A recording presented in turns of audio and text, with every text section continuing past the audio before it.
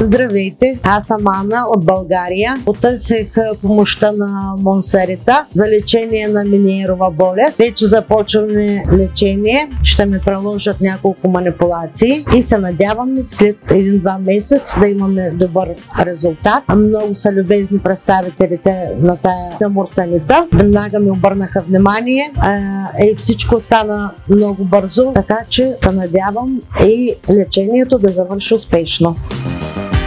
Здравейте, вече съм се вкъщи. След лечението ми в Турция се чувствам много добре, за което искам да благодаря на доктор на личния ви екип. Благодаря ви от сърце, Монсарита.